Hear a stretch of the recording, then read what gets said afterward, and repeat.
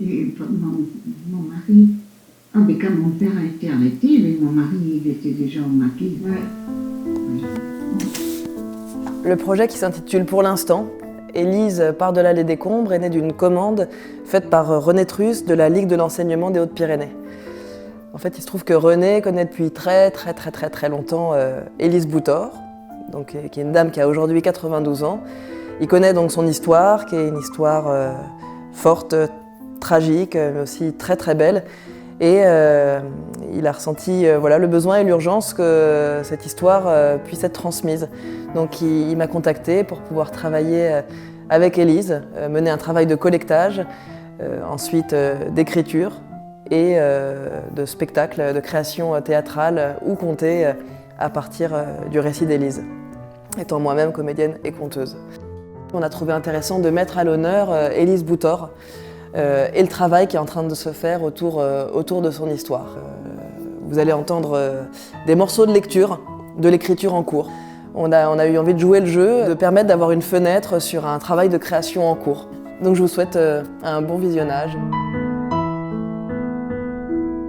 J'ai 6 ans. Je m'appelle Elisabeth, comme ma maman. Enfin, on dit plutôt Liesel. Et même Mouch. C'est Noël. Papa accroche des boules sur le sapin. Des petits anges en papier blanc au bout des branches. Papa est tellement grand qu'il atteint la cime du sapin sans mal, sans même se mettre sur la pointe des pieds. Je peux la mettre moi ? Papa m'attrape sous les aisselles et me porte jusqu'au sommet du sapin. L'étoile est posée. On a mis de la colle sur l'étoile pour mettre des paillettes dessus. Maman coud à côté, dans le fauteuil. Est-ce vraiment ma maman ? Elle est si brune. Ma grand-mère, celle du côté de mon papa, l'appelle le corbeau. Avec maman, elles ne s'entendent pas. La dernière fois, maman avait fait des pâtisseries, parce que papa adore les gâteaux. Il n'aurait pas pu passer un dimanche sans gâteau. Et bon, maman les avait posées, les pâtisseries, en haut de l'armoire. Et papa a dit, bien je vais en prendre quelques-uns pour ma mère. Et ma maman à moi, elle a répondu, plutôt les écraser. Et elle les a vraiment écrasés, hein. En plus, c'est vrai. Maman a les cheveux noirs et les yeux noirs. Alors que moi, mon père et ma petite sœur, quand elle sera née, nous avons tous les cheveux clairs. Moi, c'est même un peu roux. Et les yeux bleus. Maman sourit très peu sur les photos. Alors que elle, c'est la joie de vivre. Enfin, pour l'instant. À Noël 1934. On a oublié les guirlandes, Mouch. J'y vais, papa. Je cours vers la chambre de mes parents pour aller chercher la boîte de décoration de Noël. Mais Opa, mon grand-père du côté de maman, m'attrape au vol et me met des fessées en rigolant. Il a un paquet dans les mains. Je lui arrache et je vais l'ouvrir sur les genoux de maman. Attention, Liesel, j'ai une aiguille dans la main. Dans le paquet, il y a un tout petit tricot, 1000 fois trop petit pour moi. Opa me fait un clin d'œil. Je laisse le tricot sur la coudoir du fauteuil et je cours vers la chambre des parents pour les décorations. De toute façon, ils ne passeront pas. Nous sommes en Sarre, après tout. Ce n'est pas pareil que dans le reste de l'Allemagne. J'ai ramené du lait d'ânesse pour la gosse. Liesel, viens voir Opa. Il faut se préparer à tout, papa. Les tracts que nous nous sommes tués à distribuer, les affiches, les meetings, ça n'a servi à rien. Il faut regarder la réalité en face. Tu as traversé Sarrebruck cette semaine ? Il y avait des croix gammées sur le sapin de chez l'épicier. Mathias partira le 13 janvier. Quelques jours avant nous. Enfin, si on passe allemand. Oui, je passerai par le cimetière avec quelques camarades. Nous traverserons la frontière. J'attendrai les filles à Forbach. Et maman m'aidera à faire disparaître les tracts et les affiches du parti. Oui. Mais enfin, c'est ridicule! Vous êtes des socialistes, pas des juifs! Mon frère est communiste, Franz. Il s'est fait arrêter et torturer. En tout cas, vous laisserez pas partir la gosse. Liesel! Oui. Deuxième scène. Votre grand-père, il voulait toujours que vous restiez ici. Ah vous oui, disiez. il lui avait dit, elle peut partir pour maman. Et c'est en plein après-midi qu'on est parti à Forbach, quoi. Elle nous a accompagnés à la gare. Et mes papas avaient déjà passé la frontière 2 ou 3 jours avant. Où il n'était pas tout seul, parce que on était tous comme sous le Marcadieu, tu vois. Alors, quand je vois les réfugiés, c'est ce que j'ai vécu, quoi, pareil. Mais voilà, c'était... Mais enfin, après, ce qu'il y a eu, c'est que quand on est venu ici, on n'a pas été... On a été bien reçus, quoi. C'est pas... Mais les Espagnols, les pauvres, qu'est-ce qu'ils ont pris? Ouais. Maman, il est où papa? Attends, Liesel. Je vais m'asseoir sur le canapé. Rien d'autre à faire qu'à les regarder. Maman et Oma, ma mamie du côté de maman, sont comme des mouches devant la cuisinière. Des piles entières de papier qu'elle jette dans le feu du poêle. C'est quoi ces papiers, maman? Attends, Liesel. Maman sue. Elle sent fort quand elle sue. Des fois, elle sue quand il y a la maman de papa. Mais là, elle sent très très fort. Et elle a les yeux très noirs. J'attrape un papier de la pile. C'est une image sur fond marron, avec un squelette. La mort brune est à la porte. Maman, j'ai faim. Attends, Liesel. Ça m'étonnerait que je pleurais. J'étais trop gâtée pour pleurer. Vous étiez trop quoi? J'étais trop gâtée pour pleurer. C'est vrai? Ah, je suis pas obligée de vous faire pleurer. Hein. Ah non, j'étais la chouchou. C'est le soir du plébiscite. Après que maman et Oma aient brûlé les papiers, nous nous sommes préparés à partir de l'appartement. Avec une seule valise. Maman a refermé la porte sur le sapin, les petits anges en papier blanc, les boules Et les jouets et tout. et le bois de la porte. Tu as ta poupée? Son petit tricot ne se ferme pas bien. Et maman me tire par le bras. On descend les escaliers. Ça me fait mal, maman. Attends, Liesel. On va où, Oma? Chez Oma et Opa, chérie. Yes! Chez mes grands-parents, il n'y en a que pour moi.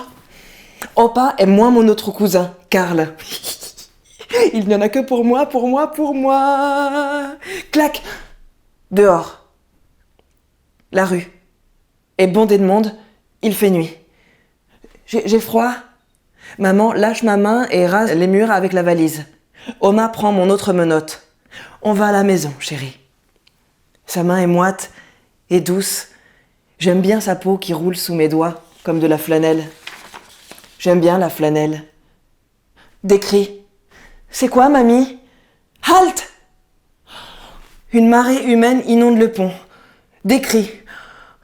Des cris et des flambeaux. Du noir, du rouge, du blanc sur les drapeaux. Mamie! Des cris. Ils crient trop fort, mamie. Une foule de gens qui hurlent comme des fous. Avance jambes droites tendues devant. Ils sont fous, mamie. Hors des flammes dans la nuée, fleuve des pas qui martèlent le sol, bouches grandes ouvertes et mains cramponnées sur les mâts de drapeaux rouges, blancs croisés de noir. C'est une horde d'exaltés, ma chérie.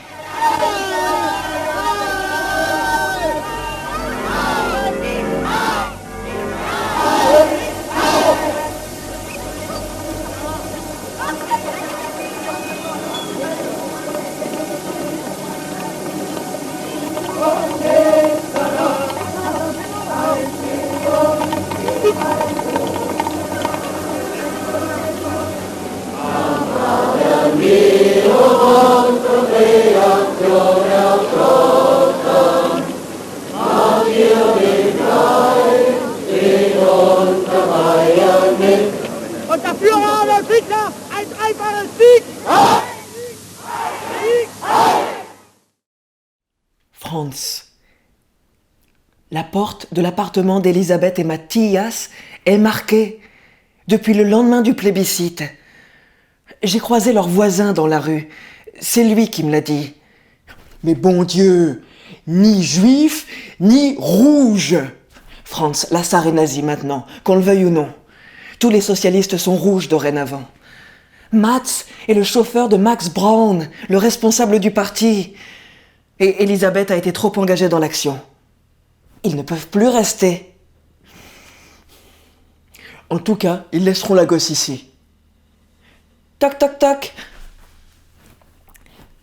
Mamie? Elle est où, maman? Elle va revenir, ma chérie. Va sur le balcon, tu veux? Ça fait 3 jours que maman est absente. Elle nous a accompagnés une partie du chemin vers chez Oma et Opa. Puis elle a disparu dans la foule. J'ai eu peur que le fleuve des exaltés l'ait avalée sur le pont. Mais Oma me dit que non. Il fait froid dehors, j'ai pas envie de sortir.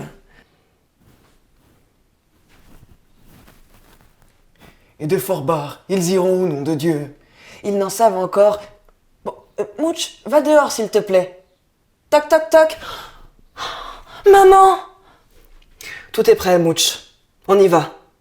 Opa et Oma viennent avec nous à la gare. Vous pouvez partir. Mais la gosse, elle reste ici.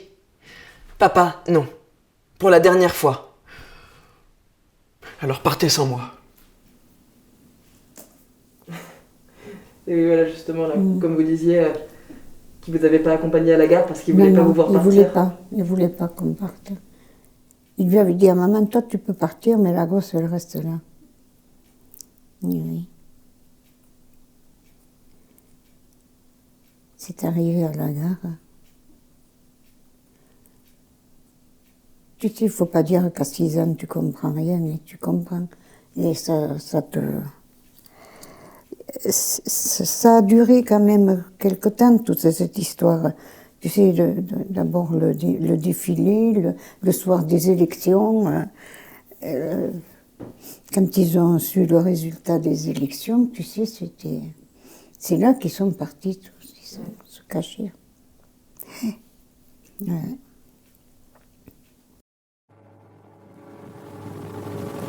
À la frontière sarroise commence l'exode de ceux que les résultats du plébiscite obligent à émigrer. À Forbach, ils sont soumis à l'interrogatoire d'identité. Leurs bagages sont fouillés et leurs papiers vérifiés. Ils seront dirigés vers les villes de France qui leur sont assignées.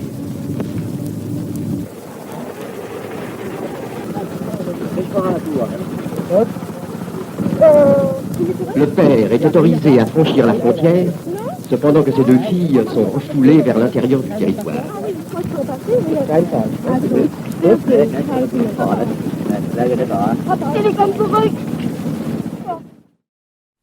Mesdames et messieurs, le train à destination de Forbach va partir.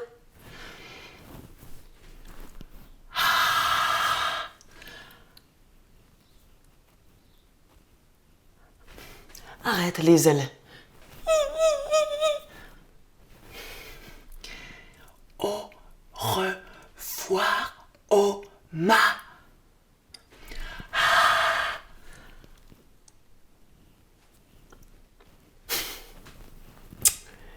On va retrouver papa, chérie. Sous la halle de Forbach, des matelas, des paillasses, des sarrois. 1000 sarrois réfugiés attendent là, en hiver, dans un froid de sarrois. Dorment là, à même le sol, avant les wagons, de bons wagons, de passagers, pleins de sarrois. Ne savent même pas où ils iront, tous ces sarrois. Loin de là. Nous sommes arrivés à Tarbes après 4 jours de voyage. Et j'étais très, très fatiguée. Papa me portait dans ses bras, tout sourire. Maman observait, sans rien dire. D'autres sarrois étaient avec nous, comme les Muller et leurs 5 enfants. Un monsieur s'est détaché de la foule qui attendait sur le parvis. Il est venu vers nous, vers moi. Il m'a parlé en allemand, mais avec plein de fautes dans la phrase. Maman a souri. En français, ça aurait donné ça. La petite qui est la coqueluche, et alors nous? Je me suis serrée contre mon papa, visage contre son buste. Le poupon a fait pareil. Papa a répondu au docteur en français. Heureusement, lui le parlait déjà très bien. Tout à fait, monsieur. Vous êtes devait la docteur? Je veux, monsieur Jacobs. Bon, ils ont discuté. Moi, j'avais froid et mal à la gorge, les yeux qui me piquent.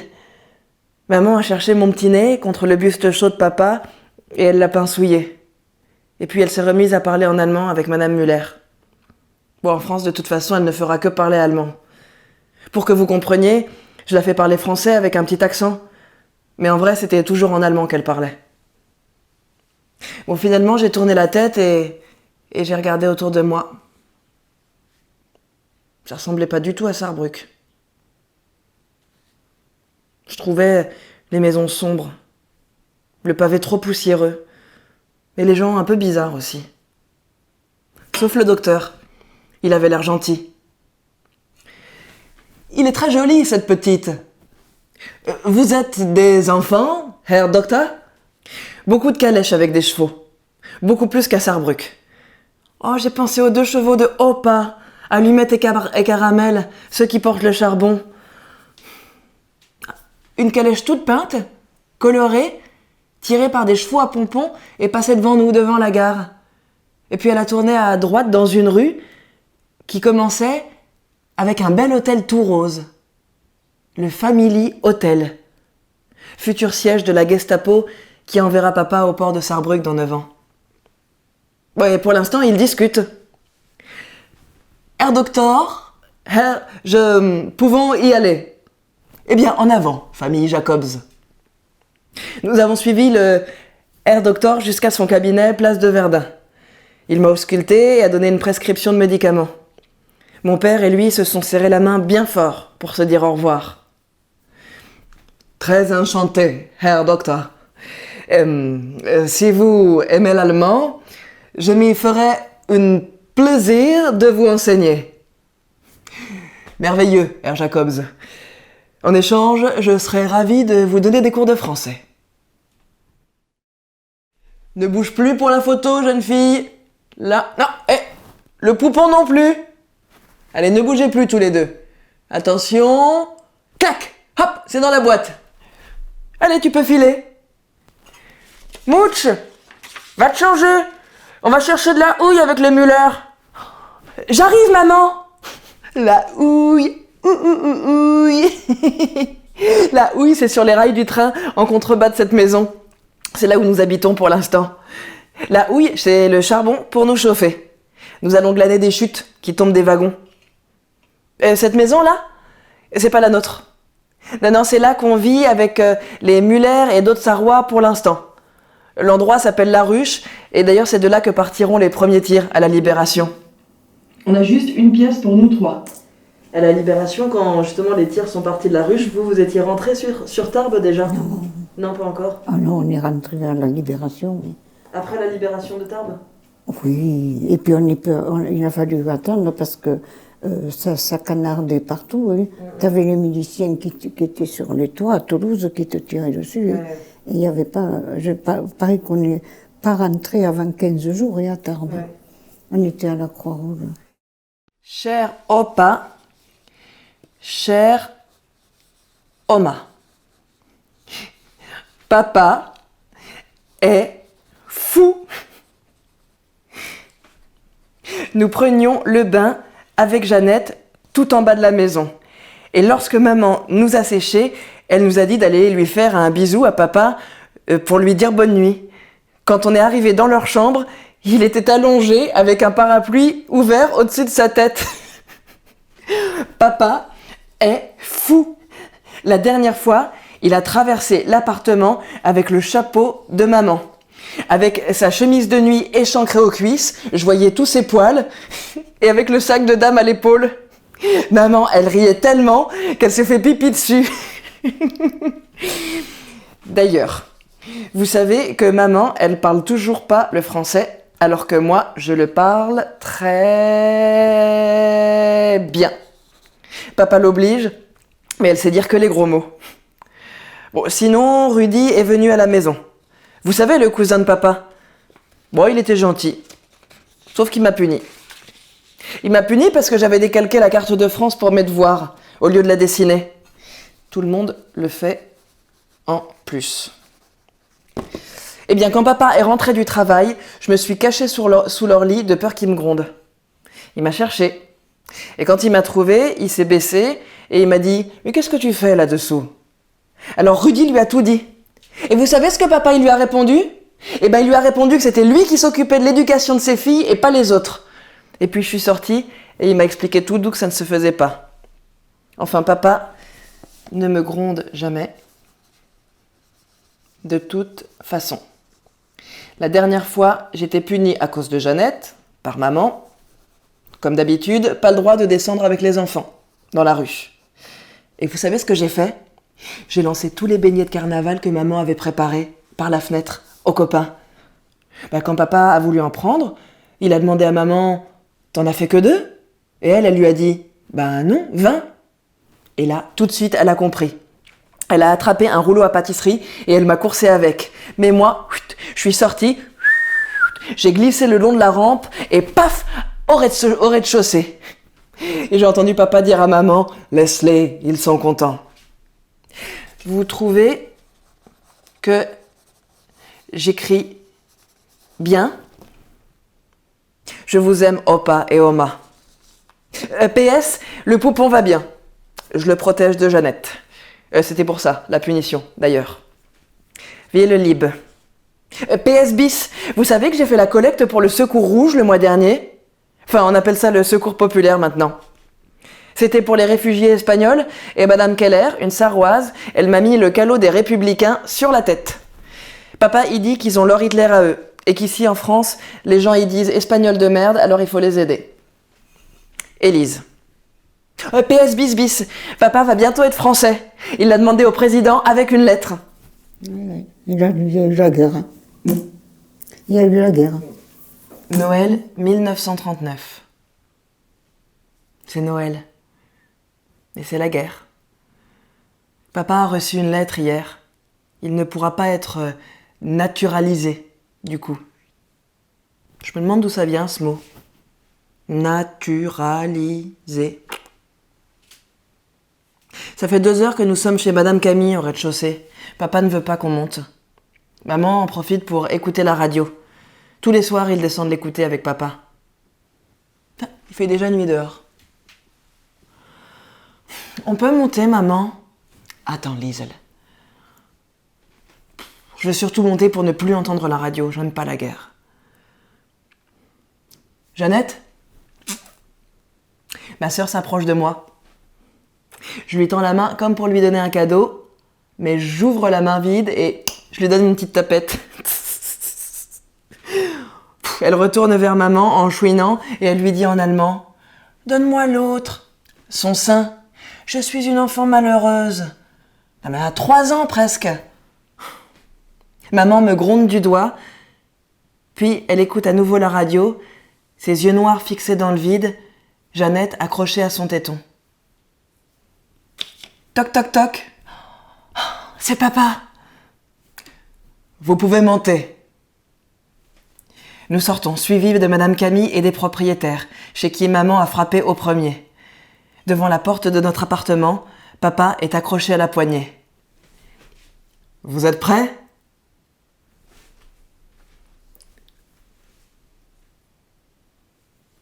Il fait tout sombre dans l'appartement. L'unique lumière, chaude et dorée, vient du fond de la pièce. Un sapin, illuminé de petites bougies de cire, de guirlandes en velours rouge, de petits anges en papier blanc et des boules dorées. Au sommet, une étoile en métal cuivré. Les décorations défilent de droite à gauche. Jeannette pétille. « Maman, il tourne le sapin. » « Comment il fait pour tourner le sapin, papa ?» La table est dressée, juste à côté, avec de beaux verres et des gâteaux dorés. « Es ist sehr schön, Matthias. » En français, ma douce, s'il te plaît. Pour soutenir un amoureux qui pourra pas être français pour le moment, mais qui va porter l'uniforme pour autant. Ils lui ont pas donné la nationalité française, mais quand même, il est parti, il a été réquisitionné quand même. Il faisait partie de, comment on les appelle ça, c'est un nom, hein. Qu'est-ce qu'il y a un nom? Les apatrides. Ah, On était apatrides. d'accord. Oui. Maman, il est où papa? Chez Carrère, au bout de la rue. Je peux y aller? Oui, ça fera un peu de répit à ta petite sœur. Je glisse le long de la rampe. Paf! Atterrissage au rez-de-chaussée et je sors, je marche dans la rue. Pour ma sœur, bon, elle dit ça parce que j'aime bien l'embêter. Mais en vrai, je suis gentille avec elle. C'est juste qu'hier, nous devions partir pour retrouver papa sur le retour de son travail. Il veut toujours qu'on le retrouve sur son chemin. Surtout qu'il va bientôt faire les déplacements en semaine, alors. Bon, bref, on allait partir. Jeannette était assise sur une petite chaise d'enfant en osier, avec sa robe toute blanche. Et je lui ai tendu les mains pour l'aider à se lever. Mais elle, quand elle s'est levée, elle a loupé mes mains et elle est tombée, la face contre le sol. C'est de ma faute peut-être? Et ben du coup, elle a saigné et elle a taché sa robe toute blanche. Alors on a dû rester encore un peu plus à la maison pour rafistoler Jeannette et sa robe. Et résultat, papa est arrivé jusqu'à la rue Henri Bellevue, sans nous. Tiens, nous y voilà. Café chez Carrère. Clac. Bonjour monsieur Carrère. Fond de la pièce. Clac. Mon père est là, dans la salle du café. Bon, il vient pas vraiment boire un coup dans ces cas-là. De toute façon, il aime que la limonade. Il vient faire des réunions secrètes de la guerre. Au bout de la table, là-bas, il y a monsieur Sourbet, le père des jumelles. On est toujours après le berceau, avec les gamins de la rue. Parce que c'est vraiment trop marrant, un landau avec 2 places. Eh bien lui, leur père, monsieur Sourbet, il fait semblant d'être boulanger, mais c'est pour avoir des laissez-passer de nuit pendant le couvre-feu. Et il file au maquis. D'ailleurs, il va s'y faire tuer. Et l'une des jumelles, je la retrouverai 60 ans plus tard, parmi les bénévoles du secours populaire dont je ferai partie. Bon, mais pour l'instant, il est là. Bon, et les autres, là, les hommes, ils ont des grosses moustaches et ils sont de la sueur. Clac. Et moi, pendant ce temps-là, je joue au billard. Je rentre les boules, les unes après les autres.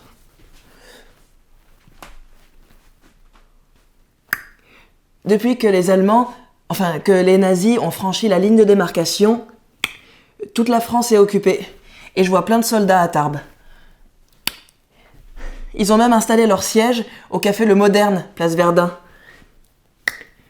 Leur siège, ça me fait trop rigoler. Je m'imagine un seul siège sur lequel ils s'entassent tous avec leur veste kaki. Mais bon, maman est inquiète en ce moment. Comme on est des réfugiés et que papa s'est engagé avec la France, elle a peur qu'il ait des problèmes. Ils en discutent souvent le soir, à la maison. Mais papa lui dit qu'il faut pas s'inquiéter, que de toute façon, on est fondu dans la masse. Ah, tu es là, Moch? On rentre à la maison, faire les devoirs? Oui, papa. Vendredi soir, rue Henri Bellevue, tout bascule. Les filles, nous partons. Quoi? C'est le jour où mes parents ont arrêté de chanter. Ils sont venus me chercher au parc des Ponts et Chaussées pendant qu'on travaillait là-haut à la Mongie. Le contremaître a fait comme s'il ne me connaissait. Mais qui? Mats. C'est sûr qu'après, il n'y en avait plus de chansons. La Gestapo. Oh my God. Allez, on fait nos valises. Mon père s'était lancé vers la chambre pour sortir les bagages de dessous leur lit. Ma mère est restée figée un instant sur place, sans respirer. Jeannette s'est accrochée à sa robe. « Maman, qu'est-ce qui se passe ?»« On part. »« Où ça ?» Elle ne lui a pas répondu. Sa bouche était cloisonnée. Elle est entrée dans la cuisine et a fermé la porte derrière elle. Jeannette est venue vers moi. Je n'avais pas vraiment envie de l'embêter. Et puis nous sommes partis de l'appartement.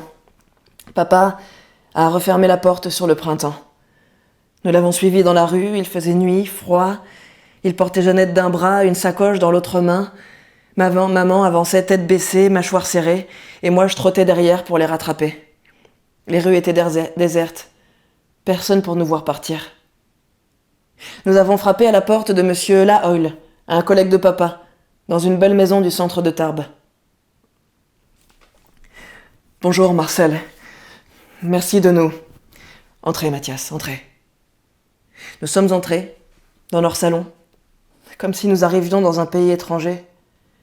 Pourtant, il y a 10 minutes, nous étions prêtes à aller nous coucher. Son épouse et ses filles nous ont accueillis en ligne, les unes à côté des autres. Des années plus tard, l'une des filles de monsieur Lahoyle m'a dit « Je me souviendrai toujours du regard de votre mère ce soir-là. Ses yeux étaient si noirs. » C'était en 1942. Un soir. Le soir ou la journée, je ne sais pas d'ailleurs, où votre père vous a appris qu'il était recherché par la Gestapo, ce que je viens de lire là. Est-ce que ça s'est passé à peu près comme ça? Mais, il est rentré du travail parce que la Gestapo avait été au pont. Eh oui. Voilà. Et quand il est rentré du travail, il est venu à la maison, comme dans cette scène, ou pas? Eh bien, je ne sais pas comment on est parti au Romelil. Ça, c'est un trou. Est-ce que vous vous souvenez de comment vous êtes parti de la rue Henri Bellevue à la rue Jeanne d'Albret chez monsieur Lahoyle? Ah, mais ça, on y a été à pied, puisque c'était monsieur Lahoyle lui avait dit quand il a vu, quand c'est passé que les Allemands sont venus, eh bien, et que papa est descendu, puisqu'il était en déplacement, il a dit, bon, vous allez coucher ici, et puis là, et après, on y reste une semaine, peut-être un peu plus, et c'est là que l'autre, celui qui avait une maison à Ourbely, c'est là-bas, cette pièce, la Borde, c'est lui qui nous a laissé, on a été là-bas. Parce que ici en ville, on ne pouvait plus rester. Et M. Lahoyle, écoute, il était responsable du pont, il avait 3 filles. Et vous vous souvenez, vous, du moment justement où votre père vous apprend qu'il est recherché par la Gestapo et qu'il faut partir de chez vous? Ça, on le savait, oui. Parce qu'il s'y attendait. Ouais. Ben, papa, il s'attendait. Ouais. Sitôt que les Allemands sont arrivés, ça n'a plus été la joie à la maison. Non. D'accord. C'était un 7 mars, quand un bruit de moteur s'est éteint devant la maison. C'était un 7 mars, quand mon père s'est levé pour ouvrir la porte. C'était, oui, un 7 mars, quand 2 hommes l'ont sommé de ne plus bouger. C'est quelque chose de voir son père enferré, un 7 mars. Il m'a dit « Cours, va à l'école, va chercher Jeannette ». Et moi j'ai couru, le cœur battant, la sueur au front, l'effroi séchait mes larmes, et j'ai volé de retour avec Jeannette. Et mon père l'a embrassée, et mon père m'a embrassée, et il a regardé ma mère. Ce 7 mars.